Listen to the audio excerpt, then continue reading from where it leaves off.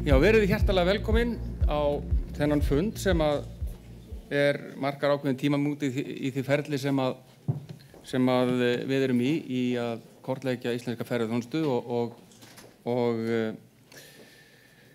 hvaða stefnu við ætlum að taka í framhaldi af því. Ég heiti Hákon Gunnarsson, ég kem frá fyrirtækinu Gekon sem verkefnastjóri í þessu verkefni og það virkilega gaman að sjá þessa frábæru mætingu hér í dag og dagskráin.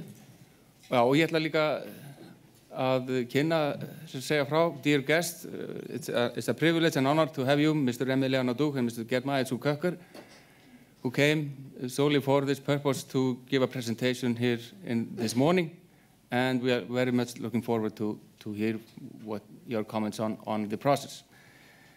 En dagskráin hérna upp á vegg, hún þess eðlis að við ætlum að fara hér við í Gekon sem höfum staðið í þessari vegferð og greina frá helstu kortlagningu og hvaða greiningu við höfum náð á þeim fundum sem við höfum haldið. Við tökum kaffi 10:30, síðan fáum við fyrirlestra frá okkar ágætu gestum. Síðan verður hádegisverður klukkan 12. Nýr ráðherra ferðamála ætlar að ávarpa fundinn núna klukkan 1 örstutt en síðan fer þunginn yfir í vinnustofu sem við ætlum að greina betur frá hvernig verður háttað og fundarlok verða hér klukkan og kynningar verða á helstu niðurstöðum klukkan 15:30 og við ætlum að ljúka hér alls ekki síðar en klukkan 4 í dag. En kannski ekki úr vegi að við byrjum á að velta fyrir okkur hvers vegna við erum yfirleitt að standa í þessu. Af hverju klasasamstarf í ferðaþjónustu á Íslandi? Þannig var málið vexti að það komu nokkrir aðilar að máli við okkur sem höfðu tekið þátt í klasasamstarfi í jarðvarmageiranum sem við höfum staðið í Gekon og stýrt undanfarin 3,5 ár rúmlega og spurðu hvort að það væru forsendur fyrir vinnu sem þessari innan ferðaþjónustunnar á Íslandi. Það voru ekki bara það voru aðilar sem höfðu tekið þátt í jarðvarmaklasasamstarfinu vegna þess að klasar eðli þeirra þannig að starfsemi þeirra skarast en það voru líka aðilar sem höfðu hort á þetta utanfrá og verið beintengdir ferðaþjónustunni. Áður en lengra haldið þá rétt að greina frá því að það mjög hættulegt að bera saman mjög nákvæmlega starfsemina í jarðvarmaklasanum annars vegar og síðan ferðaþjónustunni hins vegar. Jarðvarmaklasin orðin tiltölulega þroska fyrirbæri og komið með mjög ákveðna mótun í sína starfsemi og hún gengur mjög vel. En ferðaþjónustuklasin á upphafsmetrónum og þetta lífaldurinn, þetta í mánuðum talið sem við sjáum hér upp á vegg. Og það mjög erfitt að bera þetta saman, við erum í greiningafasa og þetta mjög mikilvægur partur af því. En jarðvarmaklasin hefur hins vegar vakið athygli og til dæmis hefur verið skrifað case svona dæmisaga, reynslusaga starfsemi jarðvarmaklasar og það einmitt Emiliano Duk sem með okkur í dag sem hefur gert það við þann fræga háskóla ESI í Barcelona og þetta mun koma út núna bara á næstu dögum og vikum. Þannig að það ólíku saman að jafna en hins vegar ekki sjálfgefið að menn fari í svona ferðalaga eins og klasasamstarf. Og við vorum frekar krítisk þegar þetta kom upp og við spurðum ákveðna spurninga. Ekki búið að fara í þessi vinnu? Hefur þessi greining ekki átt sér stað? Ekki nóg af skammstufunum í samfélaginu og alls konar stofnunum sem raunin ætti að taka þetta frekar heldur en að stofna enn eitt nýja batteríið? Ekki alþingi búið að samþykkja þingsályktun þetta marg oft reyndar? Og þó að þetta gangi kannski í jarðvarmanum þá gilda allt önnur lögmál í ferðaþjónustunni og ekki alveg fullreynt klasasamstarf í þessu landi. Svörin við þessu spurningu komu og þau voru í þá vera einhvern veginn að nei, það ekki alveg búið að fara í vinnu eftir þessari aðferðafræði, eftir klasahugmyndafræðina á landsvísu, það ekki búið og við viljum reyna að gera þetta eftir þeim leiðum sem við höfum séð í jarðvarmanum. Vissulega eru aðilar starfandi innan ferðaþjónustunnar. Við höfum samtök ferðaþjónustunnar, við höfum ferðamálaráð og eru að vinna mjög gott starf, en ekki beinlínis á þessa veru sem við erum að tala um. Jú, alþingi búið að samþykkja margar ályktanir en kannski ekki mikið komið út úr því Og svo það nú bara einfaldlega þannig með ferðaþjónustuna að það gildi ekkert voðalega ólík lögmálum hana og aðrar atvinnugreinar. Þetta eru sömu lögmál framboðs og eftirspurnar og slíkt sem rekstrarhagfræðileg prinsip sem við getum alveg beitt í þessu tilfelli. Þetta með klasasamstarfið, það kannski það sem var einna erfiðast vegna þess að klasahugtakið, einn versti óvinur okkar er í rauninni umræðan hvað klasi er. Hér á Íslandi hefur umræðan verið þannig að dálítið mikið að tveir menn koma saman og þó komið klasi. En það ekki þannig. Þú þarft mjög ákveðnar. Klasar eru til þess aldrei búnir til. Það ekki hægt. Allra síst getur þið opinbera búið til klasa, en það einhver aðstæður fyrir í samfélaginu á markaði og þá eru til klasa. Og hingað til hefur klasa verið, menn hafa talað um þetta í 20 ár pluss 25, og þá hefur hún verið það sem kallað top down. Það að segja, það hið opinbera sem ákveður að setja einhverja fjármuni og ákveður hvað eigi að vera klasi og síðan einhver starfsemi sem kemur í kjölfarið.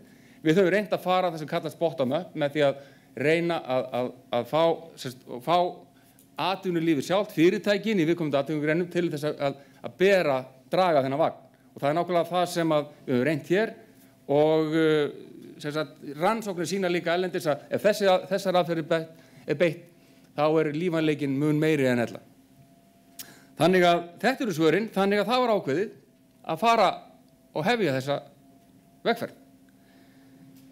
Aftur vitna í vin minn Emiliano Dug og þetta frasi sem mjög skemmtilegur að fear is a much better motivation than opportunity. Það að segja og vissulega þá stöndum við í íslenski ferðaþjónustu frammi fyrir gríðarlegum áskorunum. Og í rauninni við erum að tala að bara fyrir 10 árin síðan voru 300.000 ferðamenn sem komið til landsins, spáin fyrir þetta árið 850. Getum við verið með sama infrastruktúr sem tekur á móti 850.000 og 300.000 bara fyrir 10 árin síðan. Hvað voru þið að gera fyrir 10 árum? Þetta dálítið ógnvænlegt, ekki rétt. En það þýðir það líka að það menn verða þá að taka sér saman í andlitin og búa til stefnu, byggja upp innviði til þess að bregðast við þessu. Og það einmitt það sem kannski verið að gera hér, eða vonandi, og við sjáum til hvernig fer. En þetta náttúrulega áskorun, þetta ekki bara ótti, þetta ekki ógn, þetta líka tækifæri og við skulum sjá til hvernig reiðir af.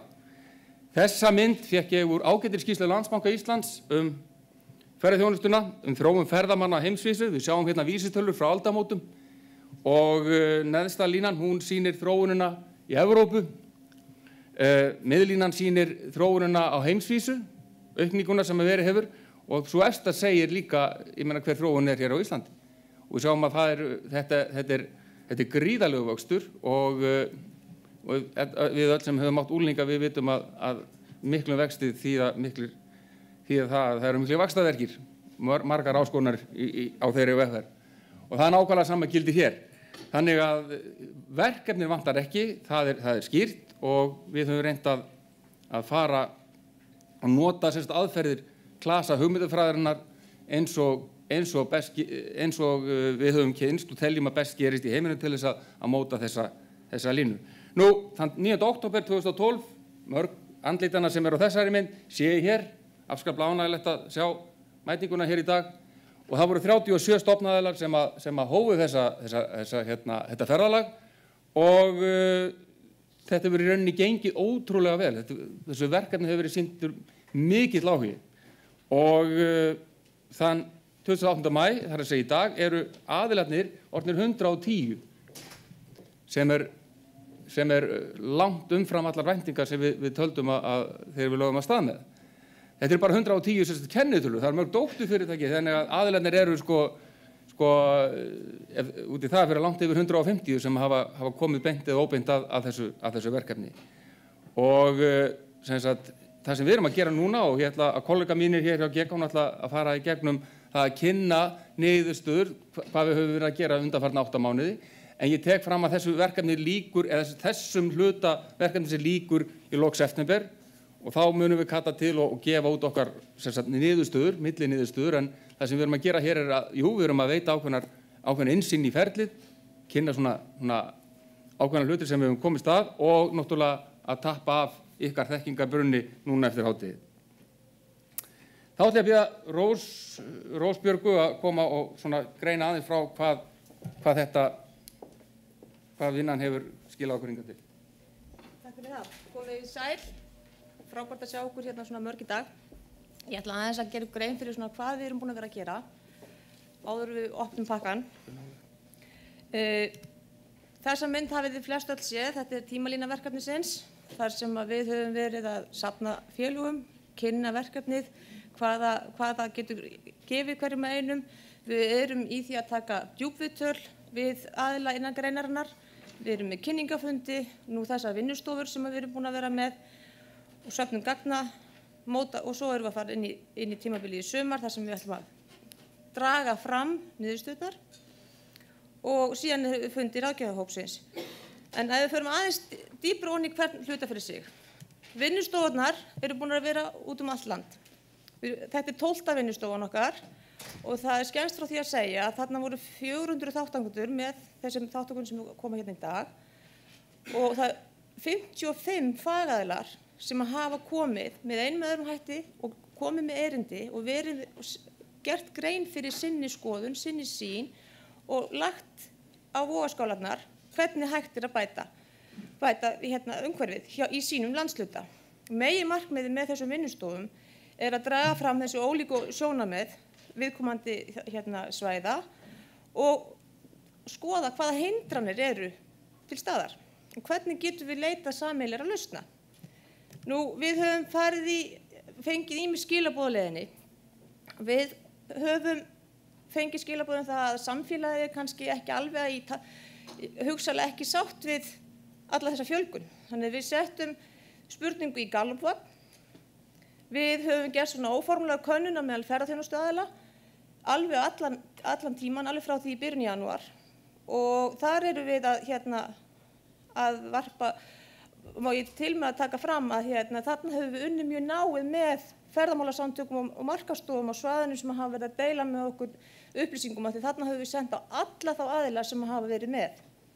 Nú við höfum verið að skoða netnotkun og virkni netmiðla á öllum svæðum.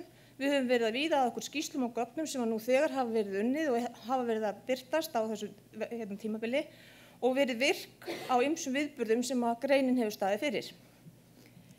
Nú við erum með djúpviðtöl og þau eru í gangi og við reynum svolítið að skoða hana út frá virðiskeðjunni okkar og þar erum við nú þegar búin að tala við 20 fyrirtækjastofnanir og viðmiðlarnir er orðin 30 og nú þegar orðin mælendaskráin orðin nokkuð þétt fram eftir sumri og við komum til með að halda því áfram því það er gríðarlega mikilvægt að þessu sé framfylgt.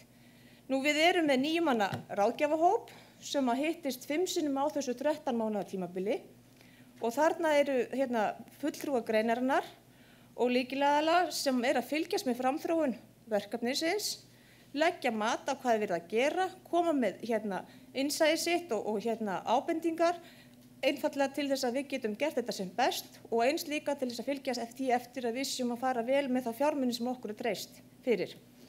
Og næsti fundur hefur verið boðaður og hann verður núna undir lok mánaðarins núna í júní, þar sem hefur komið til með að skoða framhaldið. En nú er kannski komið að stóru stundinni og hvaða sjónarmið eru þarna úti? Hvaða skilaboð er greinin að gefa frá sér í allir þessari vinnu sem þegar hefur verið farið í gegnum? Mig langar að biðja kollega mína, Sigurjón og Friðfinn að koma og taka boltann og aðeins spila úr niðurstöðunum. Strákar, byrja svo vel. Já, komið sæl.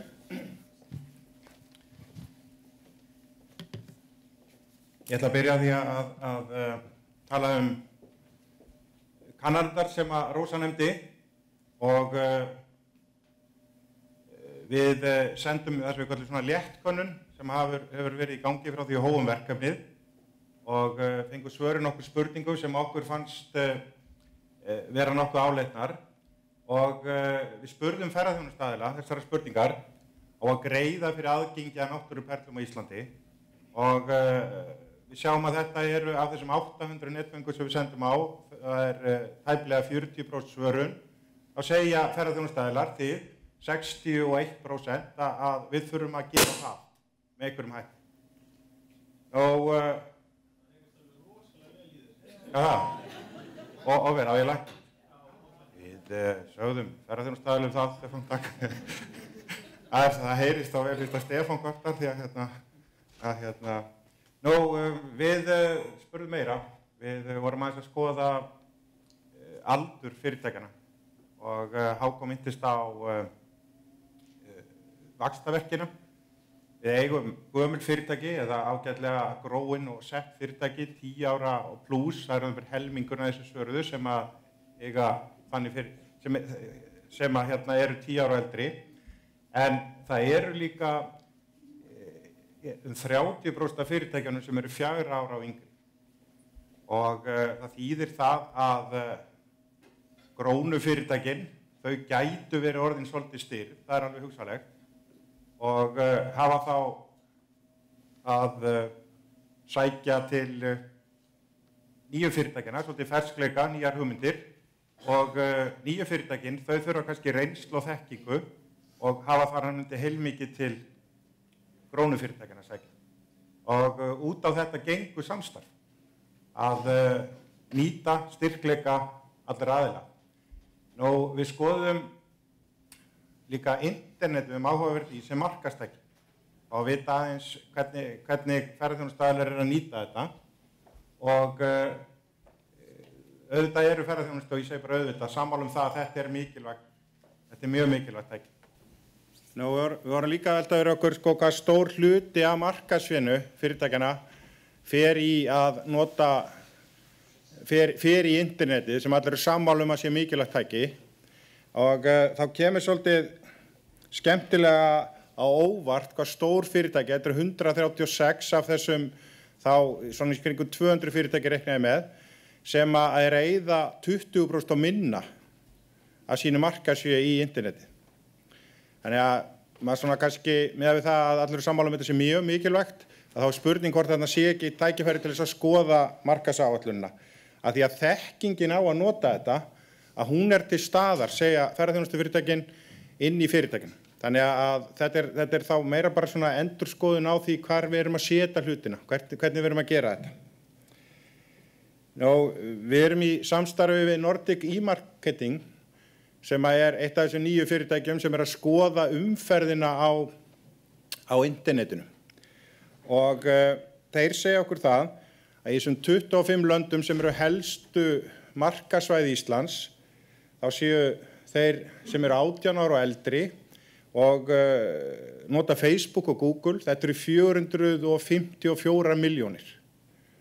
Og Hákon talaði áætlun fyrir Ísland, fjöldi ferðamanna fyrir ár væri 850.000, en við sjáum að þetta er gríðarlega stór pottur til að fara í og það sniðuga við þetta að það er hægt að finna út, eins og þið auðvitað vitið, hvernig þetta lið við öll sem erum að surfa á neti, hvað við erum að hugsa. Og þetta fína íslenska nýyrði leitafrasapælingar segir okkur það að í hverjum mánuði í heiminum öllum að þá eru rúmlega 18 milljónir manns að skoða þessa leitarfrasa sem að eiga ágætlega við Ísland. Rúmlega 18 milljónir í hverju mánuði og þar af eru 2,7 af þeim, tæplega 2,8 milljónir sem í Bretlandi. Og Bretland eitt af okkar helstu markaðsvæðum, þannig að sjá að það að kakan hún ansi stór og tækifærin til það að fá rétta fólkið sem að spekulera í því sem við höfum að bjóða, þeir eru mjög miklir. Þannig að þeir hafa líka gert aðeins að tékka á okkur, þá hafa þeir sett svona leitarpælingar og sýnileikapælingar á einkenni síður hvers svæðis og við erum bara að fara hringinn í kringum landið og nú að komin að þessari síðu Visit Iceland og þegar að þeir skoða þessa leitafrasa og keyra það yfir þessa síðu, þá hún ekki að koma upp samkvæmt því sem þeir segja, hjá Nordic e-marketing. Og jafnvel, þá þessi bætt við In Iceland, og þetta síða sem að Visit Iceland, að þá hún bara svona rétt aðeins að kíkja, pínlítið. Nú, við skoðum líka, þetta eru síðurnar sem við skoðum og þetta svolítið sammerkt með öllum þessum síðum að þær eru ekki að koma mjög hratt upp og maður gæti alveg hugsa sér að segja bara, heyrðu, þetta áfellisdómur, mikið ofboðslega erum við að standa okkur illa og mikið þetta hræðilegt.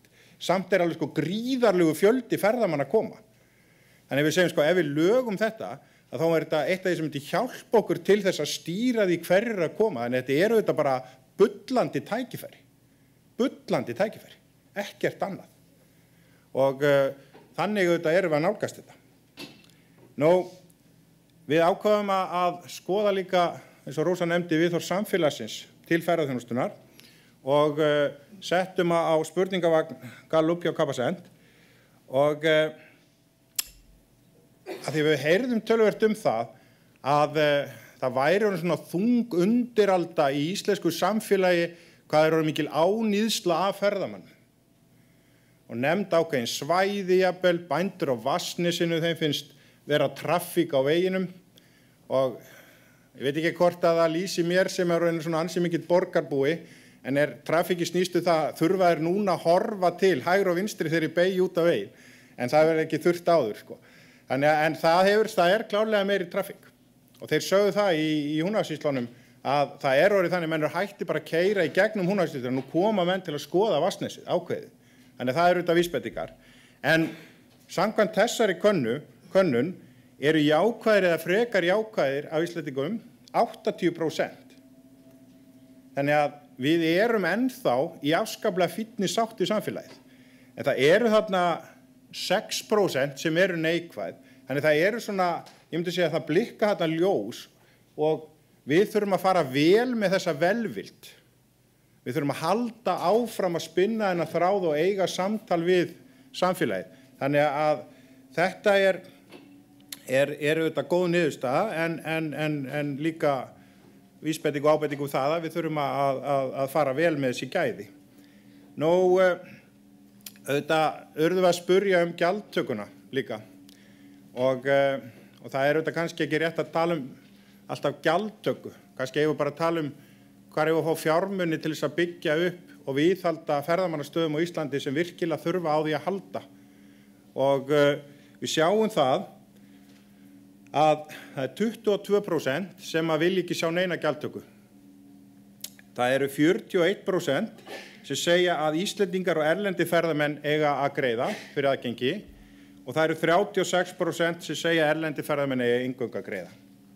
Það er enginn sem segir að eingöngu íslenskir ferðamenn eigi að greiða fyrir aðgengi en ég velti fyrir mér ef við ætlum ekki að taka gjald fyrir aðgengi með einhverjum hætti, hvaðan ætlum við þá að taka þessa peninga sem fari í uppbygginguna? Og þá segir jú, það er bara skattkerfið, skilur, og eru þá ekki einmitt íslenskir ferðamenn, Íslendingar að greiða stærsta hlutan. Þannig að svona, og viðhorf það sem að maður hefur heyrt á fundunum og svona bara í viðkynningu að okkar fínu gestir sem að koma, þeir hafa áhuga að standa við sinn hlut og taka hluta þessu byrjun. Þannig ég held þetta sé nú ekki það við sem að glíma við að menn vilji ekki borga, heldur meira það að við þurfum að finna okkur einhverja leið í þessu. Nú þetta nú svona þessar kannanir og Friðfinnur, þú ætlar aðeins að svona byrja á þessum pælingum með hvað var að gerast á þessu vinnustofum. Já, komið í særaldsumul, gaman að sjá okkur og velkomin og takk fyrir að koma. Og ekki bara fyrir að koma hingað á þessa vinnustofu, heldur fyrir að hafa komið út all land. Hafa komið á vinnustofunar, hafa komið á kynningafundina, hafa komið í viðtölin, hafa yfirleitt haft það mikla trú á þessu að menn hafa komið til að taka þátt. Og þessi 55 sérfræðingar út all land sem eru búin að leggja það á sig að búa til erindi til að koma með og leggja inn í þetta, það er alveg frábært. Ekkert gefið í þessu og þó að eins og Hákon sagði hér í upphafi það voru einhverjir sem höfðu trú á þessu og hniftu í okkur eftir stóð samt það að við þurftum að fjármagna málið, við þurftum að fara út all land, við þurftum að fá menn til fylgis við þetta verkefni og ýmsir sem spáðu því í upphafi að það var ekki vinnandi vegur og það var nú á tímabili í vetur sem að ég var eiginlega svona hallast að því að þetta væri kannski, þetta var hansi stórt verkefni. En gengið ótrúlega vel og ótrúlegt í rauninni hvað ferðaþjónustuaðilar eru sko einhverja hluta vegna sáu þarna að þetta væri eitthvað sem væri þess virði að láta á reyna og ekki bara að leggja þá fram þekkingu sína og tíma heldur líka fjármagn. Þannig að það hefur verið algjörlega frábært. Við ætlum núna, sko, ég vona að það séu mikla væntingar til verkefnisins, við höfum mikla væntingar til þess. Svo áskorun sem við Sigurjón stöndum frammi fyrir núna er að á nokkrum mínútum að fara svona í gegnum þetta ferðalag sem við fórum í vetur og ekki bara við Sigurjón, Hákon, Rósa, Þóra og Kristmar og við höfum meira að segja magnaðan aðstoðarmann í Brynjari á Bifröst, bæði á Norður- og Suðurlandi. Segja þessa sögu þannig að þetta er ekki lokaniðurstöður en þetta eru svona hint af því sem við vorum að heyra á þessum stöðum. Þannig að við ætlum að segja ykkur þessa sögu. Og þetta er auðvitað mjög mikið af upplýsingum sem við höfum fengið. Við erum búin að taka þetta saman, koma þessu í form sem við getum unnið úr og erum að hræra í þessum potti. Þetta er ferðalagið.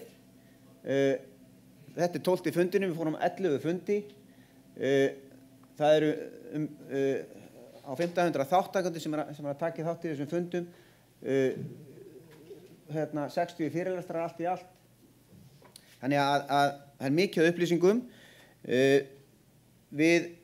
Og það er kannski langar að segja ykkur frá því. Við sátum við Rósa í gær svona klukkutíma og spjöllum við mann sem hefur síðustu 20 árin ferðast heiminn og stýrt klösum. Verið svona, klasa sérfræðingur, stýrt klösum og verið ráðgefandi og hann er núna er með námskeið fyrir klasastjórnendur hér næstu 2 dagana á Íslandi, þess vegna er hann hér.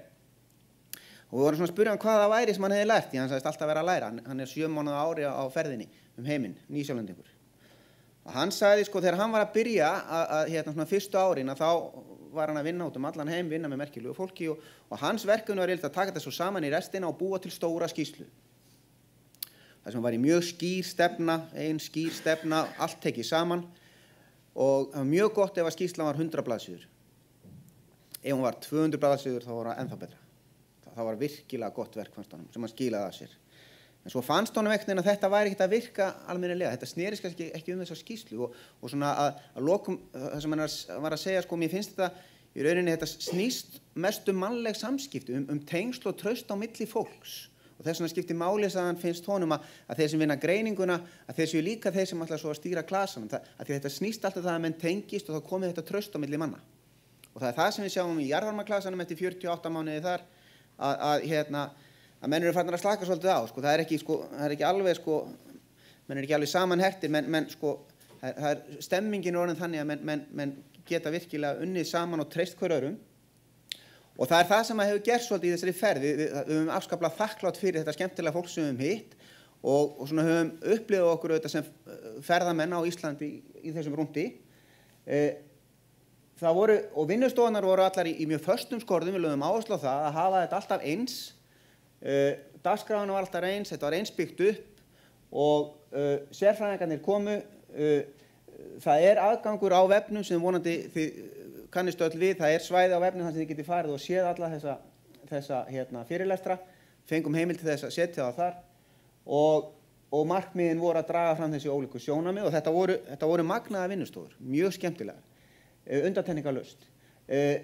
Þetta verkefnahjól klasasamstarfs er alþjóðlegt hjól, þetta er svona snertiflötur við klasasamstarf í öllum greinum út allan heim allstaðar. Og við höfum notað þetta hjól og raðað þessum punktum sem við verðum að safna inn á þetta hjól. Við byrjuðum á Reykjanesi, 8. janúar, fyrsti fundur. Og kom svolítið upp á þessum fundum að þegar maður var annars staðar á landinu að menn í ferðaþjónustu sögðu, það sem mig vantar betri samgöngur og mig vantar F-turn og þá er ég góður. Þá reddast þetta allt saman. Ekkert mál. Á Reykjanesi þá eru bara alveg þokkalega samgöngur. Og það er alveg svakalegur F-turn. Bláa lónið. Það eru mörg 100.000 ferðamenn á varpi um Reykjanes á hverju einasta ári. Og er þá ekki allt í góðu? Nei, það er það ekki. Þannig að það það er engin aldrei alveg einföld svör. Þetta snýst sem sagt, vissulega þetta gott mál að hafa þessar tengingar og hafa þetta stórkostlega fyrirtæki Bláa lónið sem er svona sko frábært eitt og sér en menn eru greinilega ekki að nýta þetta nóg og það snýr þá eitthvað annað. Og við ætlum að setja þetta bara svona upp, við ætlum að svona nokkri punktanum hvað vel gert og vannýtt tækifæri. Það svona aðeins eins og við ætlum að gera þetta. Þannig að það margt þarna vel gert sem við sjáum og nokkru punktanum það, en það klárlega svona vannýtt tækifæri, menn geta unnið betur saman, menn hafa verið að vinna reyndar á síðustu mánuði mjög mikið í því á Reykjanesi. Það var partur af því, það var svona ákveðin turbulens í því þarna á þessum tíma, menn voru að breyta til og það er svo sem að gera svolítið út um landi líka víðar, menn eru að það er ýmislegt að gerast í stjórnsýslunni. Það er að nýta þessa samgöngu betur klárlega á nálægðina við höfuðborgina. Eitt sem kom fram á fundinu var alltaf að Reykjanesið væri náttúrulega, sko, Reykjavík væri partur af Reykjanesi, Reykjanes næði alveg að Esjunni. Kannski að hugsa það þannig. Þannig að Reykjavík er með. Nú afþreying sem að menn eru vissulega að nýta sér og gera margt gott en geta gert ennþá betur. Því að Reykjanesi, það er ekki bara það líka að þeir séu með Eiffel-turnin og samgönguna, þeir eru með stórkostlega náttúru og það er svona, sér maður, ef maður bara fattar kannski ég allavega svona á síðustu árum, það við Íslendingar séum ekki, kannski áttum okkur ekki alveg á því hvað þetta er stórkostlegt landsvæði og það er hægt að gera mikið meir í markaðsmálunum. Við fórum á Austurlandið, segi fyrir mig að sem ferðamaður á Íslandi hef ég átt margar alveg stórkostlega stundir á Austfjörðum, frábært landsvæði. Þeir sögðust vera og kom fram að þeir væru talsvert á eftir í ferðaþjónustunni, uppbyggingu ferðaþjónustunar með ýmis önnur svæði á landinu. Fyrra haust meðan að er að fara að fjölga annars þar, þá fækkaði ferðamönnum á Austurlandi og þeir kom fram á fundinum að þeir höfðu gert könnun fyrir einhverju síðan þar sem við voru að spurja Íslendinga hvað er það sem helst dregur þig á Austfirði. Og það kom fram að það eru jarðarfarir. Það er ekki beint sóknarfæri þar kannski. En þetta ákveðin samt. En þannig að það er, og þeir kom fram svona skoðun þar sem að reyndar kom fram á Akureyri líka. Þetta bæði sett fram af Akureyringum. Og Akureyringun hefði búið lengi á Austurlandi. Að Austurland væri svona þar sem Akureyri var fyrir 20 árum síðan. Góðu fréttirnar eru þær að þeir eru að bregðast mjög hratt við Austfirðingar. Þeir eru mjög virkir í sínu samstarfi núna, þeir eru að byggja upp mjög hratt. Þeir tóku mjög hratt við, það kom fram að það var ekki alveg nógu góð virkni það kannski á netinu og þeir bara endur til námskeiðs í hvelli sem þeir þurftu að tvíbóka því að það var svo mikill áhugi og eru konið með Meet the Locals og það er kraftur í Austfirðingum og þeir ætla sér auðvitað ekki að vera neinn 20 ára að ná Akureyringum. Þeir vera miklu sneggri að því. Og auðvitað viðburðir sem eru mjög áhugaverðir, þessi viðburðir eru stórmerkilegir út um allt land og það er svo margt sem þeir gefa bara, tölum bara svona ímynd svæðisins og hvernig menn er að byggja sig upp innanfrá með þessum viðburðum og gaman líka að heyra bara hvernig þessi viðburðir eru unnir. En þeir hafa sérstöðu þarna í hreindýrunum sem þeir geta örugglega gert meira úr. Reynda merkilegt að þeir eru með talandi samgöngur, að þeir eru með þarna inngang inn í landið, eins og Reykjanesið. Það koma þó 15.000 manns með Norrænu á hverju ári og það eru nú fleiri en allir Austfirðingar. En það var ekki mikið rætt Norrænu á fundinum, það var ekki margir punktar Norrænu og auðvitað ýmislegt sem er vannýtt eins og í markaðssetningunni og sérstöðunni Eiffel-turnin, hvar er hann á Austurlandi? Það er auðvitað, sko Eiffel-turnin þarf ekki að vera mannvirki en þeir þurfa kannski að finna þennan stóra aðdráttarafl. Þeir eru auðvitað með Lagarfljótsorminn sem að mér skilst að þeir sem hafa séð hann sem miklu myndarlegri heldur en Loch Ness skrímslið. Þannig að það er svolítið skrítið að menn sé ekki að koma frekar á Austurland heldur en til Skotlands til að sjá svona skrímsli. En það er fullt af möguleikum og við sjáum það út um allt land líka menn hafi búið til svona aðdráttarafl upp úr engu. Þannig að það er svona, þetta er svona upplifunin aðeins af Austurlandi. Næst fórum við á Vesturland. Já, og það var auðvitað gaman að koma á Vesturland og maður er strax var við að það er ákveðin nýsköpun þar, vel gert að vakið mikla athygli landnámssetri og þetta í svolítinn tíma. Það er líka lítið fyrirbæri eða lítið verkefni sem var ekkert svo lítið á Snæfellsnesi í þjóðgarðinum, það er vatnshellir og til fyrirmyndar hvernig Snæfellingar hafa tryggt aðgengi að hellinum og gera þetta að mikilli upplifun að koma þarna og geta stýrt trafíkinni, á loka hellinum og hleypa fólki bara í skipulögðum hópum, passa upp á vernd hellisins og gera þetta að vöru. Nú, við urðum var við það að það er heilmikið grunnvinna þarna, það er mikið markaðsvinna, það er mjög mikið búið að gera. Þjóðgarðurinn, hann er að virka vel á Snæfellsnesi, það er kemur í ljós að þetta dregur að enn fleiri. Þeir eru framalega í vottun sveitarfélaga, er mikið að spekulera í þessari sjálfbærni grænu nálgun og hafa auðvitað átt þekkta og eiga enn þekkta talsmenn í þessu og svo eru þetta menntastóðu góðar og Bifröst hefur einmitt staðið sig vel, hefur gerðið þarfagreining á menntunarþörfum í ferðaþjónustu og hefur verið að sníða námsitt og er með námsframboð sem að bara passar fyrir greinina og búið að keyra allt land. Það sem okkur fannst vera vannýtt og kemur í ljós á fundunum að það samvinna milli sveitarfélaga og kannski meira en milli sveitarfélaga, líka milli fyrirtækjana. Og það eru árekstrar eins og í Hvalfirðinum, þar sem að á sveitarfélagamörkum, þar sem að ferðaþjónustuaðilar í Hvalfirði vilja gjarnan vinna saman, en tilheyra í raun kannski 2 markaðsstofum sem slíkt, þannig að það er skipulagið svolítið að þvælast fyrir þessu. Sami er að gerast í Breiðarfirðinum og sunnanverðu Vestfirðum, þar er samstarf, ágætt samstarf held ég, Breiðarfjarðarfléttan, en þar eru svona þessi skipulag kerfisins, sveitarfélagana, það er ekki að hjálpa. Nú, fleiri veitingastaðir og opnunartíminn þarf að vera skilgreindari og þetta er uppbygging og allir þekkja borgarnir sem slíkt en það væri gaman og eru tækifæri til að gera enn betur. Sölumálin, eins og markaðsmálus og undirbúningsvinna er góð og margt búið að gera en þá svona er virkilega held ég að þetta bæta í bara sölumennskuna og það stendur auðvitað vestlendingum næst að selja Vesturland en auðvitað eru fleiri sem hefðu hagað því. Það eru tækifæri í afþreyingunni að maður verður ekki var við á þessum fundum, ekki á Vesturlandi og ekki Verulandi áherslu á hestin eða stangveiðina. Og það er eins og það sé sérgrein sem er ekki alveg lítið á sig ferðaþjónustu en auðvitað eru tækifæri þarna. Veiðimálastjóri sagði í ársskýrslu Veiðimálastofnunar núna bara fyrir einhverju vikum síðan að stangveiðin er að velta eða vatnaveiðin, ekki bara stangveiðin utan netaveiðin líka, 20 milljörðum ári og er auðvitað hefur öll einkenni ferðaþjónustu, langstærstu hluta og er auðvitað ferðaþjónusta. Og svo eru auðvitað nálægðin við höfuðborgina sem að gefur hennar dagsferðamöguleika sem er kannski þægilegri og öruggari, góða samgöngur hennar sem að er þetta að gera meir úr.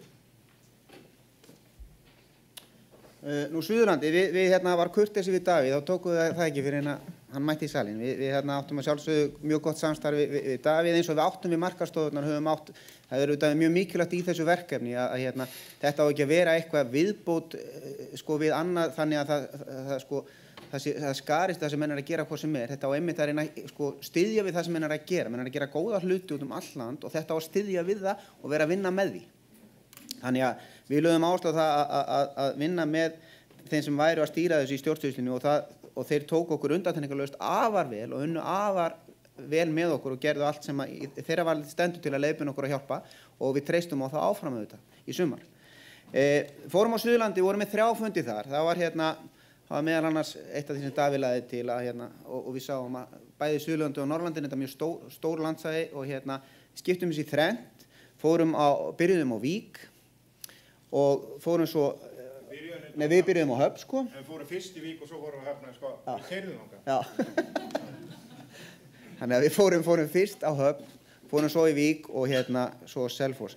3 daga keisla og óbúslega gaman og þetta Þetta var í febrúar og við heldum að það væri allavega svona fundarfriður, en það var ekki flóað friður fyrir túristum. Og þetta gaman að segja frá því á Höfn að þar kom hún Þorbjörg frá Þórbergssetrinu, hún var einn af þeim sem var með fyrirlestur, hún sagði, ég hafði rauninni engan tíma til að koma, það brjálað að gera í Höfn, en ég varð að koma til að segja ykkur bara frá því hvað að gerast og við verðum að spjalla hérna saman. Það eitthvað ótrúlegt að gera saman. Og það bara allt fullt hjá mér og ég reikna með að ársnýtingin hjá mér í gistingu verði yfir 80% í ár. Og hún sagði, ég hef komist að því að í þessum bransa, í ferðaþjónustunni, þar eins brauð. Eins líf annars brauð, já. Það ekki eins dauði annars brauð sem er svolítið í markas. Eins líf annars brauð. Þannig að það var þessi magnað og þetta var nánast svona þetta var svona nánast menningarlegt sjokk að fara þarna við gátum varla að funda heldur á Kötlusetrinu og Vík fyrir látum í ferðamönnum sem var alltaf að líta við.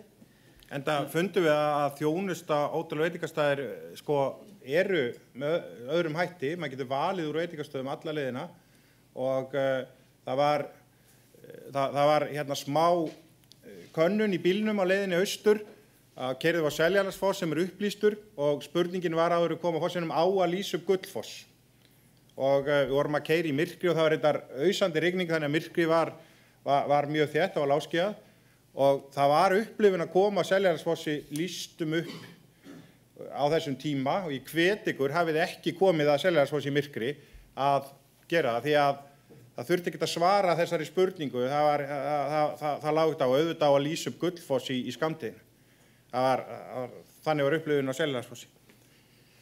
Það kannski líka bara áður en við kannski einu upplifun líka sem sló okkur þriðjudagskvöldi kl. 6 miðjan febrúar keyrum frá Þorvaldseyri og ákveðum að athuga hvort þessi opið í Ólafi. Sýning sem lætur ekki mikið riðið sér við veginn í litlu húsi. Við vorum gestir, 750 kall inn, við vorum gestir númer 200 og eitthvað þann daginn.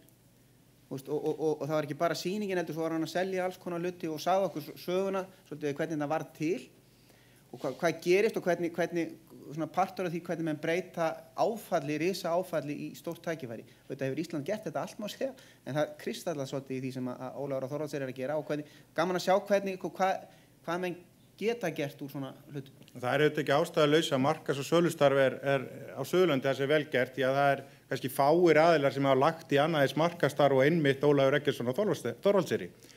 Og sýnir bara hvaða meðulum þarf að beita til að ná athygli heimsbyggðarinnar og Ólafur lagði þetta á sig og virðist vera einn af þeir sem að uppskera eins og margir aðrir á Suðurlandi.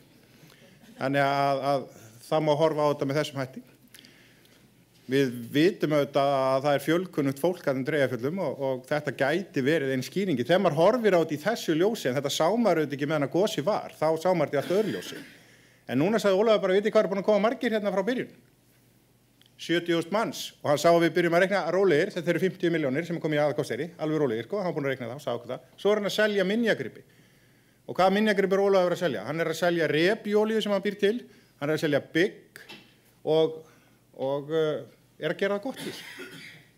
En það sem er áhugavert í þessu þegar maður fer yfir landið og maður skoðar svolítið, af hverju er alltaf að gerast á Suðurlandi? Hver er ástæðan? Af hverju er það ekki alltaf að gerast á Reykjanesi og Vesturlandi? Það er ekki, og svarið er ekki náttúran. Við samfærum það er falleg náttúra á Suðurlandi, en það er ekkert síður, menn hafa alla þessa náttúru á Reykjanesi og Vesturlandi, en það er eitthvað sem var nefnt þarna, og þarna var eini staðurinn sem var rætt manngerða sérstöðu.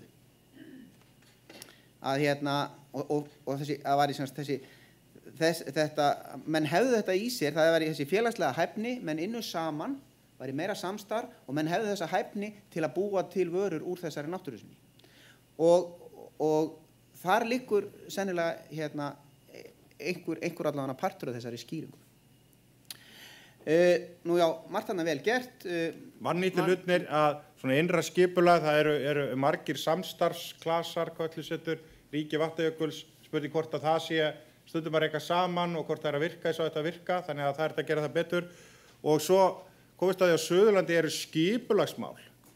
Þrátt fyrir mjög skemmtilegan fyrirlestur Ísóls Gylfa, sveitarstjóra á Hvolsvelli skipulagsmál á fundinum á Vík og það er náttúrulega bara töframenn sem að geta gert fyrirlestur skipulagsmál skemmtilega. En þá kom það fram að víða á Suðurlandi eru vandræði með skipulagsmálin. Það Jökulsárlón, það er ekkert alveg klárt og það byrju að vinna með Fimmvörðuháls.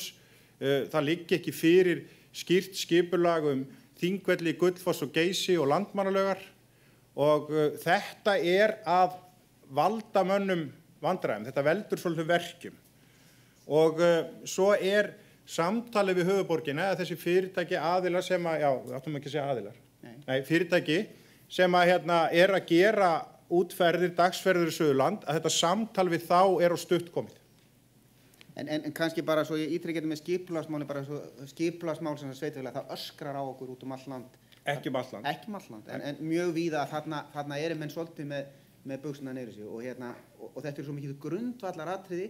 Menn eru enn semast líka að skipuleggja sig út frá gamla bændasamfélaginu en eins og séu engi ferðamenn á svæðinu og verði aldrei. Og menn verða svolítið að vakna til lífsins.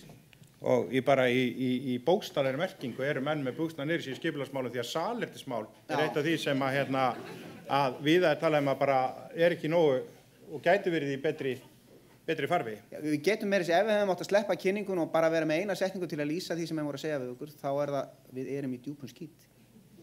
En nú eru konið aðeins. En það bara staðreyndin, þetta bara í messi. Norðurlandið, 3 fundir þar, fórum í Þingeyjarsýslurnar fyrst, tókum svo Norðurland vestra, vorum á Blönduósi og fórum svo vorum svo á Akureyri, sem við vorum með Eyjafjarðarsvæðið á síðasta fundinum. Já, það heyrist betur ég tala hérna. Og dæmi þar vel gert, svona dæmi meðferðturna sem hafa verið búnir til á Norðurlandi, þar sem upp úr svo sem engu og ég þekki ágætlega til á Húsavík, bjóð þar lengi og ég man alveg hvernig staðan var fyrir áður en hvalaskoðun hófst á Húsavík, menn voru að velta því fyrir sér og við vorum að funda reglulega einhverjir það, hvernig við gætum fengið fólk til að stoppa á Húsavík, það var náttúrulega ekki á hringveginum, það fór enginn til Húsavík en mann ætti væri á leið til Ásbyrgis, það var eina ástæðan og menn voru snöggir í gegn, stoppuðu lítið, ágætis hótel en þetta var ekki að virka og hvalaskoðunin var svona eina af þessum hugmyndum sem þótti mjög heimskuleg. Það reynda með hugmyndir og kom kannski að því líka en við vorum á fundi í jarðvarmaklassanum í gær, 50 manna fundi nýsköpun og þar sagði Hörður forstjóri Landsvirkjunar og var að tala reynsluna frá Marel að hann sagði ef við kemum eina brilljant hugmynd inn á hana fund, þetta helstu sérfræðingar í jarðvarma á Íslandi. Brilljant hugmynd sem í raun afar snjöll, þá erum við góð ef við finnum 4 af þessum 50 sem munu mæla með henni. Allir hinnir sérfræðingarnir munu segja þetta vitlaus hugmynd, það ekki þörf á henni, hún mun aldrei virka, hún alltaf kostnaðarsöm. Og svo þarf einhverja brjálæðinga til að segja jú víst og keyra þetta áfram. Og það var svolítið þannig með hvalaskoðuna, jarðböðin eru auðvitað, það eru mörg hundruð ára hefð fyrir jarðböðin við Mývatnssveit en það einhvern dottið í huga Rukkon í Grótagjá, eða Stórugjá. Og það orðið síðan að því sem það sem eru magnað fyrirtæki og þannig eru komið fyrirtæki í Þingeyjarsýslunum sem eru mjög sterk og það sem við segjum niðri sterk fyrirtækisvæðin eru svolítið, þau eru nokkur. Það eru auðvitað rannsóknarmiðstöð ferðamála á Akureyri, vissulega verið að rannsaka út allt land en það sterkt að hafa þetta Akureyri og það stór merkileg rannsókn sem verið núna í Þingeyjarsýslum þar sem verið að rannsaka hagræn áhrif ferðaþjónustu á Þingeyjarsýslu. Þetta auðvitað það sem okkur vantar mjög að fá að vita. Það var aðeins tæft á þessu á SAF-fundinum síðast þar sem að Landsbankinn var búinn að vera að skoða þetta eða svona ætlað að skoða þetta en fann engin gögn. En auðvitað þurfum að vita þetta því ég veit það alveg að sveitarstjórnarmenn út all land sem eru svona ekki kannski alveg allir vaknaðir þó sumir að segja ég aðal ferðaþjónustu stjórnandinn á svæðinu, sumir eru með það á hreinu en aðrir sjá ekki ferðaþjónustunni á sem vandræði og halda þessi ekki að fá neitt út úr henni af því að þeim finnst þetta að vera lág laun, kannski mikið svartri starfsemi og lítið að tekjum sem að koma inn beint af ferðaþjónustufyrirtækjunum en þegar þú skoðar heildina þá nú sennilega alveg ótrúlega stóri hlutir að gerast í kringu ferðaþjónustuna þó með vilja auðvitað að ferðaþjónustan sem slík vaxi líka. Já, svona vannýtt þar, ég meina við vorum með fyrirlesara sem á Blönduósi sem að talaði skagfirska hestin og skagfirska gæðingin og húnverska hestin og ég sá hann og reyndar hann virðist hafa sloppið úr Húnavatnssýslunum en þeir höfðu reyndar gaman að þessu og þar var reyndar að tala svolítið stangveiði, vatnaveiðina og svoleiðis og menn sáu tækifæri þar og það að gera góða vörur út í. Nú samvinna milli svæða og fyrirtækja að að í Húnavatnssýslum upplifðu menn sig svolítið svona út úr Norðurlandi. Og ég meina, eru þeir hluta Norðurlandi, eru þeir Norðurlandi vestra og svo þetta eru mörg sveitarfélög hérna. Þannig að það er Norðurlandi, austur- og vestursýslan. Já, ég held að sé 7 sveitarfélög bara í Norðurlandi vestra og þarna sögðu okkur líka að þeir væru vera á eftir, fannst þeir vera langt á eftir og opbóðslegi möguleikar hérna. Þeir sögðu að þeir sem væru helst að græða á umferð ferðamanna í Húnavatnssýslum væru lögregluna á Blönduósi. Og það er hægt að gera betur en það. Og það er þetta merkilegu fundur sem ég held á Blönduósi, því það er svona margt sem gerist á þessum fundum, en þar borðum við þess að hádegisverð með spákonum. Og er rekið spákonusetur í Húnavatnssýslunni og þannig að ef að menn fara héðan út með einhverju efasemdir það hvort þetta við höfum verið að kíkja inn í framtíðina hér, þá mæli ég með spákonusetrinu. Það er góður staður að fara á. En það komið þetta fram þarna á þessu svæði, einmitt þessi pæling, er Norðurland heilt eða er það í hlutum? Þetta er svona, menn eru svolítið báðum megin við Eyjafjörðinn að velta fyrir sér, auðvitað margt jákvætt við þetta samstarf, en líka margt sérstakt á svæðunum og Að því þú segir, beggjafina við Eyjafjörðina, þá var hann Sævar í Sagatræfil sem nýtt fyrirtæki á Akureyri og hann sagði, ef að Akureyri ætlar að vera þessi vera stóra systirinn, þessi umvefjandi stóra systir, þannig sem að hinir aðilarnir treysta á og vita að Akureyri passar upp á, þá þarf Akureyri að haga sér sem slík. En hann sá alveg fyrir sér þennan möguleika og þetta að kannski væri vörumerki Norðurlands Akureyri. Og það hljómar þegar maður segir það svona svolítið viðkvæmt, en hugmyndin er miklu betri heldur en að það sé hægt að afgreiða en að maður segja að Akureyri er ekki staðurinn. Það var nú samt þannig þegar ég var að vinna í Mývatnssveit og ég sagði, ég ætla að renna í bæinn og þá var sagt um mig, hvað ætlar að gera inn á Akureyri? Þannig að þetta er nú þetta er hjartað, þannig að Sævar er nú svolítið með allavega hugmynd sem vert að skoða. Skipulagsmálin, þar þarf að gera betur og þetta var þetta góðu fundur sem við heldum í Þingeyjarsýslu vegna þess að það voru menn frá 2 sveitarfélögum sem áttuðu sig á því að það var skipulagsvinna á báðum stöðum, einhver veglagning ef ég man rétt, en þeir voru ekki að tala saman, þannig að það var ekki víst að vegurinn myndi tengjast. En þessi fundur í Þingeyjarsýslu sýnir hvað svona glasasamstarf geta virkað, að það byrjaði strax að menn tók upp síman og fóru að græja það. Þannig að það er ennþá verið og kristæðlaðist svolítið þar, menn ekki að hugsa þetta skipulag sem, menn að hugsa þetta svolítið á gamla mátan og menn ekki eins og að nýta þau tækifæri, auðvitað eru sveitarfélögin smá og vanmáttu mörg og það á meðal í þessum skipulagsmálum, en það eru heimildir til að menn vinni meira saman, en menn ekki að nýta. Þannig að þarna þarf að aðstoða og ýta við og gera betur. Og þá við einmitt komin að því sem að að höfuðborgarsvæðinu. Já. Sem að klárlega sterkir viðburðir hér á höfuðborgarsvæðinu. Mestöll þjónusta og afþreying, bara góð, sölumál mikill kraftur í þessu. Og það kom á þeim fundi mjög skemmtileg líka spekulasjónum hvað ætti að vera vörumerki höfuðborgarsvæðisins og ætti það að vera Reykjavík. Og ég bý í Hafnarfirði og ég fann bara svona að það var svona aðeins svona, gæti það verið, En eins og þessi hugmynd frá Akureyri, að þá á þessu svæði Reykjavík auðvitað þekktasta nafnið.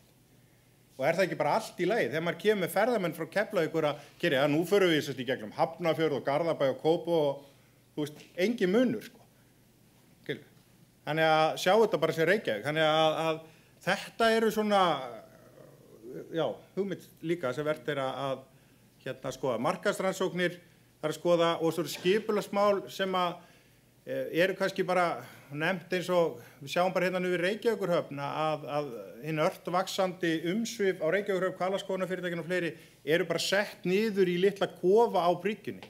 Mér snyrtilegri en þetta ekki samt framtíðarlausna því að leyfin ekki gefin út til lengri tíma, kom fram á þessum fundum. Og það má kannski segja með samgöngum, og kannski partur af því að við erum með þetta höfuðborgarsvæði brotin í fullt af litlum, þau eru lítil en kannski stóra íslenska mælikvarða, en auðvitað það að trufla skipulagsmálin Nú skipulagið, sko, ef að Akureyri á að vera þessa alltumvegandi stórasystir á Norðurlandi, þá hlýtur það Reykjavík að vera þessi alltumlíkjandi ættmóðir sem að hefur allt undir, ekki bara, þetta höfuðborgin, hún væntanlega ætti ekki bara að vera að hugsa að markaðsetta Reykjavík, heldur að vera að hugsa hvernig markaðsettu all landi. Það auðvitað eitt af áskorunum sem stöndum frammi fyrir, það að dreifa fólki sem kemur til landsins all landið á öllum árstímum og þarna ætti borginu og ætti að vera að hugsa á þessum nótum væntanlega. Þannig að það spurning, verið að gera það, eða hvernig menn að hugsa, hvernig samvinna sveitarfélaga og fyrirtækja á svæðinu, menn að vinna sem einheildina og svo með þá öðrum á landsbyggðinni. Nú leyfismál og eftirlit, við ætlum ekki að fjölyrða það. Vöruþróun, margt að gera skemmtilegt í vöruþróun en það kannski öskrar svolítið á okkur að menn tala það vanti svolítið meiri markhópa greiningu. Það kemur allstaðar fram, en þurfa að vita svolítið meira hvaða hópar það sem við viljum fá. Við viljum græða meiri peninga á ferðaþjónustunni, við viljum stýra svolítið hverjir að koma þó að allir séu velkomnir, þá viljum við það sé ljóst hverja við erum helst að fá og af hverju við erum að fá það og hvernig við ætlum að hafa sem mest út úr þeim. Nú á síðasta fundin þá heldum við á Vestfjörðum og Ísafirði 13. maí og loksins þá komum við á stað þar sem skipulagsmálin eru í mjög góðum farvegi. Og Ásthildur Sturludóttir bæjarstjóri í Vesturbyggð sem ein af þeim bæjarstjóri sem lítur sig á að hún ræki stærsta ferðaþjónustufyrirtækið á sunnanverðu Vestfjörðum, það væri Vesturbyggð og orðið mikil hugarfarsbreyting því að ég kom þar einu sinni inn á bæjarstjóraskrifstofuna og bæjarstjórinn hendi mér út af því að hann mátti ekki hafði ekki tíma til að ræða nema alvöru atvinnuvegi og gat ekki rætt við ferðaþjónustu því ég var ekki í fiski að þá var ekki tíma, þannig að það alls gríðarleg breyting þar og líka í skipulagsmálunum, hún sagði okkur frá í fyrirlestri hvernig að vinna skipulagsmál á Látrabjargi, annað 100 landeigendur og verið flókið og verið erfitt lengi út af þessu, þau bara einhentu sér í þessa vinnu, áttu samtal, bara prívat samtal við flesta aðila og hún sagði, þetta snýst skilning, þetta snýst að hlusta, þetta snýst að vera með hönnuði sem að hanna fyrir fólki en ekki fyrir sjálfa sig og þetta snýst tíma. Hún sagði að gefa tíma í þetta og tíminn sem hún var að tala þau eru búin að vera 3 ára að þessu en það langur tími þegar maður horfir á skipulagsmál hafi til við vandræða þarna í 20 ára? Nei, það ekki svo langur tími og þetta lítur mjög vel út. Við heyrum það líka að skipulagsmál í kringum Ísafjörð á Ströndum, þetta unnið í farvegi aðstödd á fjórðungssambandinu, sagði okkur frá þessu að það mikil vinna búin að fara í þetta og þetta gengur vel og þetta klárlega eitthvað sem að aðrir gætu hort til og lært af Vestfirðingum. Nýsköpunin, Friðfinnur, vakti athygli kom fram á fundinum. Það sjóstöngin hefur auðvitað, hún gengið vel hefðum og dæmum hvernig farið inn á ákveðin markhóp og unni með hann. Þýska sjóstangveiði menn, skúta og skíði þeir að byggja upp Ísafjörð, draumurinn í Ísafjörðu verði svona þessi svona staði þar sem ferði í svoleiðis ferði þegar þú vilt fá ró og frið, engar þyrlur og læti eins og í Helliskíðing sem eins frábært og það þá þetta svona þessi önnur upplifun, þessi ró og friður og mjög merkileg vöruþróun hjá þeim í því skútunni og skíðunum. Kajakinn, þeir eru frumkvöðlari í kajaktúrisma og bátsverðum, þannig að það margt skemmtilegt að gerast í nýsköpuninni og þeir hafa verið að vinna talsvert saman vinna markaðsmál og sölumál talsvert saman, þó þeir getu þetta gert mikið betur og margt betur klárlega. Viðburðir þarna eru líka mjög merkilegir og það var mjög gaman að kom þarna Hálfdán Bjarki sem einn aðstandendum Aldrei fór í suður, hélt alveg frábæran fyrirlestur. Hann hafði farið dagavilt, hafði vaknað eitthvað úldinn, kom allt og seint og var ekki með glærur og hann sagði þetta eiginlega svolítið svona sem Aldrei fór í suður það engin fagmennska og þetta tóm tilviljun og akkur þetta 2 dagar, ekki einn, það var að því að þeir einu sinni voru búin að lofa aðeins á mörgum hljómsveitum þá eru þetta 2 dagar þetta gerir svolítið svona og við ákveðum þetta bara við hittum svona einhvern tíðan seinni part árs og svo ákveðin einhver einhver stjórnandi og hérna, það var engin greitt, það var engin tónlistarmaður greitt, engin tæknimaður, það einn sem fær greitt vinnutap, það svona sem stýrir öll saman, hann fær greitt vinnutap. Rokkstjóri. Já, og það fleiri en tæknimenn, það allir sem koma að hátíðinni fá ekki greitt. Þannig að og það lykillinn að þessu saman. Já, og hann sagði, þetta bullhátíð við græðum aldrei neitt á þessu og mun aldrei vera gróði af þessu. Og svo sátu bara, yfir 20 ferðarþjónusta fyrirtæki út í sal og og voru bara, græðin, þetta beautiful og blandast inn í skíðavíkuna og þeir sögðu nú með drulluboltan eða mýraboltan hjá þeim sem menn að drulla sér vestur í hann að þar var ákveðin aðeins sem sá bara í sölutölunum sínum hann hafði meira upp úr mýraboltanum heldur en aldrei fór í suður. Þannig að þeir voru að spila á þessa viðburði og hafa höfðu góðan pening út úr því, en svo fann maður líka sterkt hvað þetta var að sameina ekki bara Ísfirðinga heldur svona Vestfirðinga. Það var, hún sagði Ásthildur sem var að koma frá Patróð, menn þar allir að pæli, kemst ég eða kemst ég ekki yfir fjöllin á aldrei fór í suður. Þannig að þetta mjög skemmtilegt að sjá hvernig þetta gerist og hvernig þetta gerist allt land og hvað þetta hefur í raun mikið að segja. Nú, vannýtt að það mætti kannski stærri og fleiri gististæði, það er merkilegir hlutir að gerast á Patróð og opnaðar Fosshótel núna bara og sennilega búið að opna það og menn binda mikla vonu við það, algjör bylting. Nú, samvinnan, hún mætti vera enn meiri, það margir smáir aðilar sem gætu gert betur, enn betur. Það ákveðin hefð fyrir samvinnu, hún hægt að gera betur í þar. Nú þetta með markaðsrannsóknir, beinna markaðs- og sölustarf sem að hjálpar Vestfirðingum eins og kannski mörgum öðrum og svo tala Vestfirðingar mikið sjálfbærni og eru komnir mjög áleiðis í þeirri vinnu og það ýmis vísbendingar það að þeim muni verða töluvert ágengt hratt að koma sjálfbærni hugtækinu svona bara á kjálkan allan. Nú, við bara höldum áfram, við erum... Já, þetta og kannski má svona til að það svona þau verkefni svona sem hafa verið að koma upp fyrir allt landið í þessum ferðum okkar sem við sjáum að svona landsverkefni eru þarna á þessu hjóli okkar. Við skoðum rannsóknir og samskipti í rannsóknum það öskrað á rannsóknir. Nýlega búin að vera reyndar held ég mjög öflugur og við vitum það mjög öflugur vinnufundur þar sem menn hafa verið að ræða þessa rannsóknarmál sérstaklega. Það kallað á hagtölugreiningar, markaðsgreiningar, umhverfisvöktun, samfélagspúlsinn. Þessu þurfum að fylgjast með. Það fullt af rannsóknum líka í gangi sem að menn eru kannski veit ekki þá hvar eru og hafa ekki nógu gott aðgengi að og ekki að nýta nógu vel. Þannig að það líka partur af þeirri vinnu sem þarf að taka aðeins á í. Nú, með því að hafa góðar markaðsgreiningar þá geta menn byggt upp nýsköpun og tækni betur og markvissar og þar með ætti markaðsstarfið og viðskiptatengslin að verða markvissara. Þetta eru verkefnin sem þarf að vinna meiri. Nú, menntunin þarf auðvitað að fylgja þessu öllu saman. Við þurfum mennta starfsfólk til að standa undir þessum vörum sem við erum að selja og það öskrað á fagmennsku og gæði, allir sammála það og þá þurfum við náttúrulega, þá þarf menntunin örugglega að vera að styðja við það. Nú, það þessi grundvallaratriði.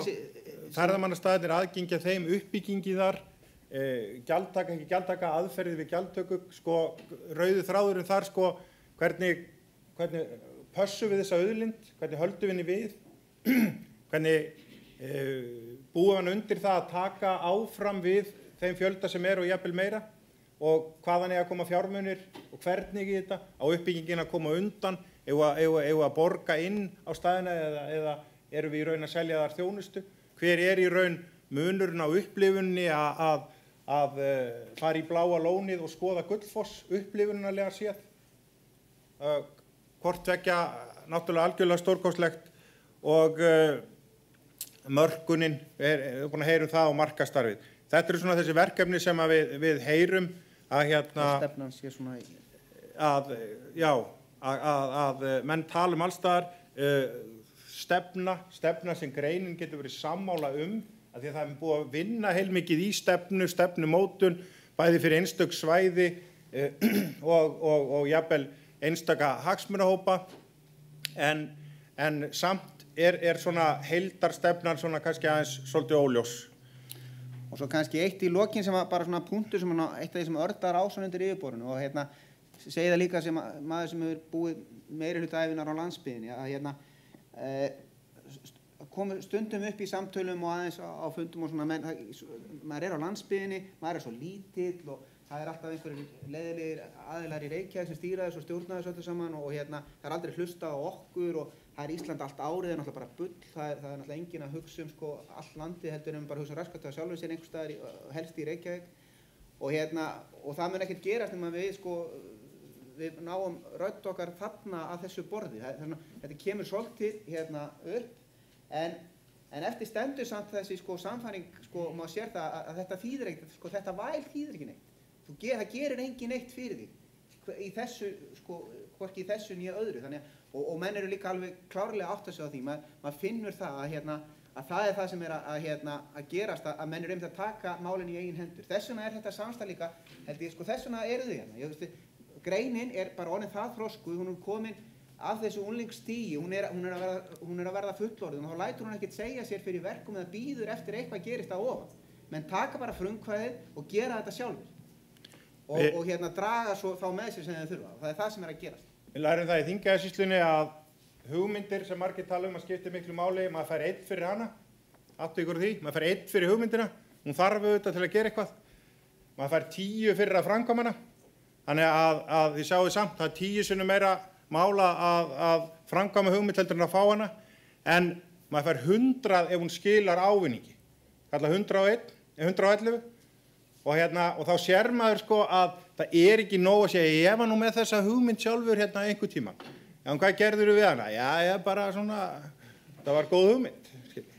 Þannig að það þarf meira og þetta sjáum við í virkni og svo sjáum við þetta reynda líka ekki í virkni. Þannig að Þetta var punktur sem við fengum frá Stefáni í Jarðbúanum og hann klárlega með 111, við sáum það líka. Já.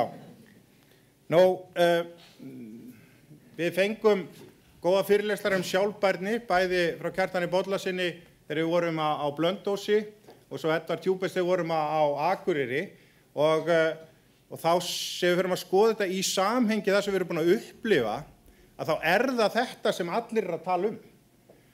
Umhverfið, það verður að geta tekið á móti þessu fólki, öllum sem að koma og við verðum að geta skilað í minnstakosti í sama standi ef ekki betra til morgundagsins.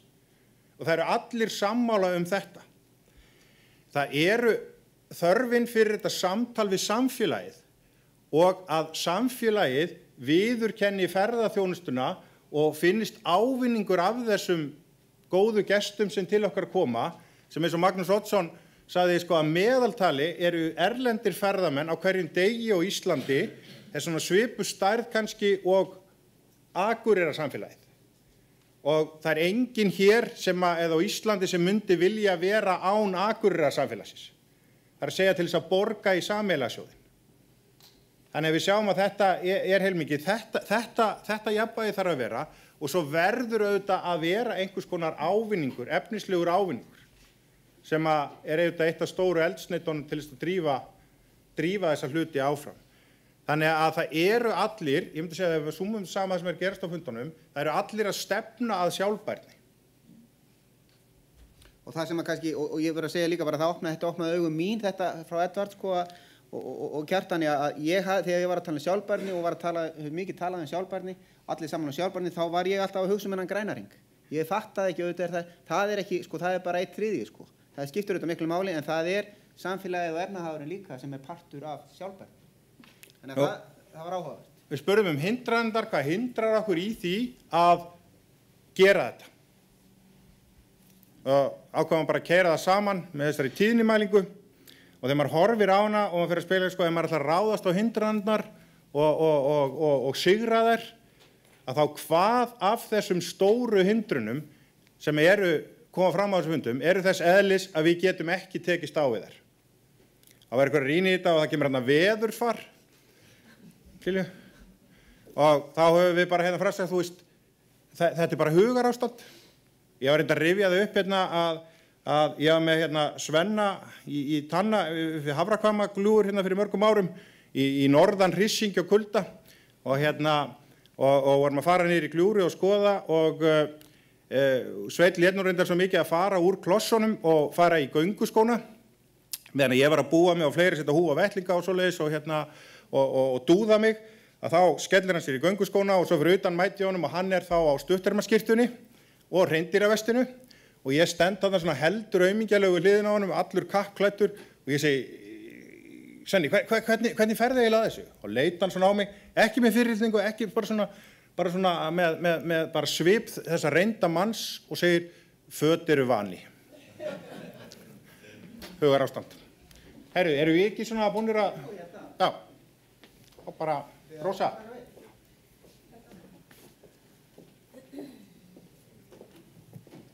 Takk, strákar. Þetta var kannski svona þessi yfirskrift sem að skilabúð sem við erum að fá frá greininni sjálfri. En það kannski gaman að aðeins að varpa fram hvernig allir þessir aðilar, hvar koma þeir að borðinu. Og við erum sem sagt horfum á aðferðafræði klasastjórnunar og þá gaman að draga fram svona, ég vil vekja athygli, þetta eru fyrstu drög. Og þau geta verið margskonar, þau geta verið mismunandi hugsanlega eftir hvaða svæði fyrir sig. En allavega þetta svona til þess að gera okkur grein fyrir samspilinu. Kjarninn, við þurfum flutningsaðila. Við vitum það öll. Áfangastæðir, við getum ekki ferðað heimsótt á nema við höfum einhvern flutningsmóta. Við höfum einhverja afþreyingu. Þessi afþreying, það þessi segull sem kallar á okkur. Strákarnir nefndu mjög marga, skemmtilega, mismunandi, fjölbreytta og áhugaverða þætti sem við erum að nýta. Og við þurfum einhverja aðstöðu til þess að gestirnir okkar geti dvalið sem lengst. Af því það náttúrulega markmið hvers áfangastað fyrir sig. Nú, síðan erum við með ferðaskipuleggjendur og við erum með ferðaskrifstofur. Og ég ætla að deila með ykkur í þessum hópi hvernig ég orða það, mér umhugsunarvert hvernig við erum að vinna með orðið ferðaskipuleggjandi eða tour operator versus travel agency. Einfaldlega vegna þess að það virðist svolítið öfugt miðað við það hvað gerist erlendis og það allan það skilaboð sem við höfum verið að fá sérstaklega mörgum þessum viðtölum. Ok, þetta kjarninn. Þetta ekki nóg. Þá horfum við áfram. Stjórnvöld. Við verðum að hafa stjórnvöld með okkur. Það alveg grundvallaratriði að því við þurfum lög og reglur og við þurfum utanumhaldið áfangastæðin okkar, þar sem að sveitarfélögin gegna lykilhlutverki. Við þurfum líka leyfisstofnanirnar, fagstofnanirnar sem hafa þessa faglegu nálgun hvers vegins aðila. Þannig að allir þessir aðilar þurfa ákveðin starfsleyfi bara til þess að geta veitt sína þjónustu. Og síðan hinar ýmsu stoðþjónusta eins og atvinnuþróunarfélög, nýsköpunarmiðstöð og svo framvegis sem eru til stuðnings þessa kjarna. Þetta þá ekki nóg? Þurfum við ekki eitthvað meira? Jú. Við þurfum einhverja sérfræðiþjónustu, við þurfum einhverja fjárfestingaaðila og við þurfum lög og endurskoðun, við þurfum tryggingar. Það skiptir gríðarlega miklu máli að vera vel tryggð. Við tryggjum ekki eftir á eins og almenna tryggingasjóði í gamla daga. Og það þarf ábyggilega engin eins mikið af markas- og auglýsinga og almannatengsla þjónustu eins og ferðaþjónustufyrirtæki. Og ýmiss konar ráðgjöf eftir því hvað við á, hvort sem það sé uppbygging, rekstraruppbygging, mat á umhverfisþáttum eða uppbyggingu aðra á svæðum eða hvað maður kalla þetta. Nú, við þurfum hagsmunasamtök eins og SAF, samtök sveitarfélaga og slíkra aðila, fagfélögun, sérhæfða aðila, voru ekki verið að stofna fagfélag fjallaleiðsögumanna sem dæmi, það ekki bara núna nýtt, þeir eiga heima þarna. Þeir gegna mjög miklu hlutverki sem standa vörð þennan kjarna. Við þurfum að hafa öflugar menntastofnanir, hafa þjálfun og rannsóknir, að við verðum að geta lagt mat á hvernig við erum að vinna, hvaða árangur við erum að ná og ekki síst þjálfa okkar fólk til þess að við getum náð þessum árangri. Við erum með margvíslega markaðsstofur út allt land sem yfirleitt private public. Hérna svona, leið mér að sletta eins og við talaðum í fræðunni, sem sagt út allan heim, svona destination marketing organizations sem hafa yfirleitt það hlutverk að markaðssetja viðkomandi áfangastæði. Og hvað segir við svo? Og hverjir bera svo líka hag á því að þessi fyrirtæki standi sig?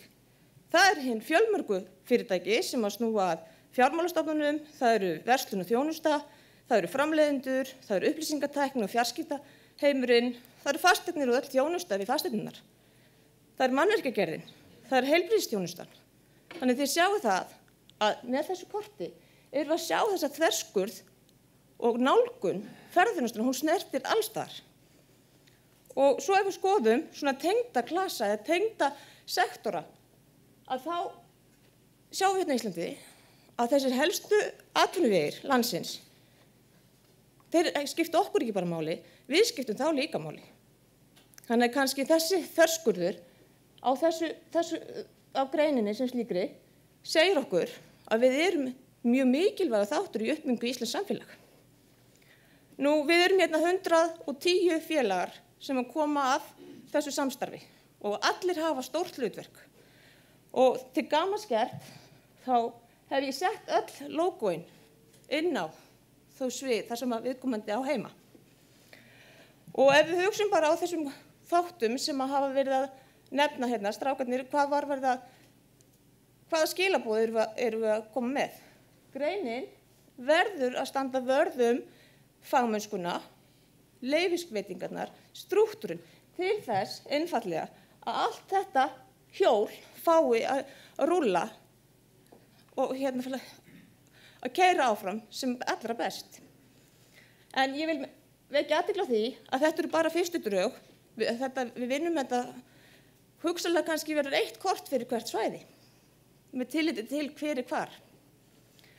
Þannig að þessu sögðu, þá vil ég bara varpa boltanum til Hákonar Gunnarssonar, því hann ætlar að taka saman það sem við erum farið yfir.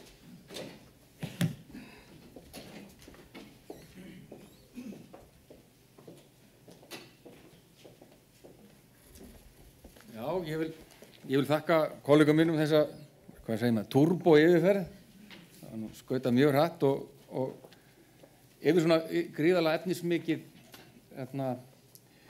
svona mikið efni á þessum tíma, en ég vona að þið hafi fengið svona einhvers konar hugmynd hvernig við byggðum ferlið upp, hvaða viðfangsefni við vorum með, og það er náttúrulega mjög margt sem vekur athygli og það má segja að það sem verið að heildarmarkmiðið með þessu að við erum að finna máttinn í því að búa til eina samræmda stefnu fyrir landið en jafnframt því að draga fram sérkenni hvers landhluta fyrir sig. Það er einhvers konar jafnvægispunktur þar sem verður vonandi niðurstaðan og leiðarljós í þeim niðurstöðum sem við komum til með að kynna í september. Það var líka mjög athyglisvert þessi Gallup-könnun fannst mér.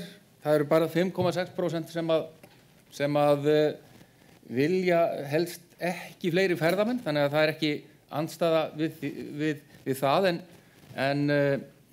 það er til dæmis mjög hliðstætt við því sem við gerum líka könnun í jarðvarmanum, þar sem kom fram að það verður bara 3,8% sem eru andvíg til dæmis fleiri verkefnum í jarðvarma sem er kannski ekki alveg endurspeglar umræðuna og einmitt þegar ég kynnti þá niðurstöðu fyrir einmitt Herði Arnarssoni sem ég hitti, hann sagði að það eru bara 3,8% sem væru andvígir og þá var spurning og hvað ætlar að gera í því. Þannig að það sem ég vildi hins vegar gera líka hérna í lokin, mér finnst bara rétt að kynna það því að auðvitað dettur mönnum í hug, ég menn eitthvað hlýtur þetta að kosta og mér finnst rétt að upplýsa það um það, svona verður að vera mjög skýrt og transparent og gegnsætt í hvað fara þessi fjármunir sem að menn eru að leggja í þetta. Við lögum upp með þetta 13 mánaða ferli, 43 milljónir króna, mjög skilgreint í hvað verkþættirnir átt að fara. Við gerum ráð fyrir að 75% af þessum fjármunum kæmu frá greininni sjálfri, frá fyrirtækjunum og 25% frá hinu opinbera. Af hverju? Jú, vegna þess að við áttum samtöl við bæði aðalega úr báðum þessum geirum og þetta taldi ég bara vera mjög raunhæft og alls ekkert óábyrgt en hvernig hefur þetta gert sig? Það er þannig að þeir sem bera þetta uppi eru fyrirtækin sjálf. Það er að segja þeir sem eru beinir og óbeinir aðilar og eru að reka sína ferðaþjónustu. Af hverju? Það eru ýmsar skýringar á því. Við þekkjum alveg hvaða hvirfilvindar voru í gangi hjá stjórnvöldum og allt það, en þetta er sem sagt staðan eins og hún er. Við erum komin með sem sagt af þeim hluta sem við ætluðum frá fyrirtækjunum 96,2% og við gengið afskaplega vel og það er ennþá 5 mánuðir eftir, þannig að ég hef ekki neinar áhyggjur af því, en við erum komið 25% af þeim fjármunum sem við ætluðum frá hinn opinbera. Þannig að hins vegar þá breytir það ekki því, við munum klára verkefnið, hvernig sem þetta endar, við snýðum okkur stakkandi vexti, en þannig að við vildum bara upplýsa í rauninni hver staðan er í þessu og því að þetta er mjög mikilvægt. Menn eru náttúrulega að horfa í þetta höfum við gert í jarðamannum, upplýst reglulega og það er allt svona verður að vera upp á borðum ef þetta á að sýna trúveruleika. Nú, samantekt, rétt fyrir kaffi, við förum í kaffi hérna klukkan 10:30 og komum aftur kortir í. Íslensk ferðaþjónusta er í rauninni lúxusatvinnugrein. Við sáum á línuritin á, menn eru að vaxa, þarna eru tækifæri en það eru ógnanir líka, en það er að segja, ef að tekst að ná þessu samkomulagi stefnuáherslur í greininni, þá er nóg pláss fyrir alla. Það er nóg pláss. En kannski ekki alveg alla vegna þess að menn verða að vita hvað þeir eru að gera, menn verða að standa sig og ég verða að segja það miðað við þátttökuna hér í dag og þátttökuna í þessu ferli, þá hvað þennan hluta var þá erum við mjög bjartsýn. En sko setja bara gott núna fyrir hlé, fara í kaffi, koma hérna aftur eigi síðar en korter í 11 og hlusta á það okkur góðu gesti. Takk fyrir.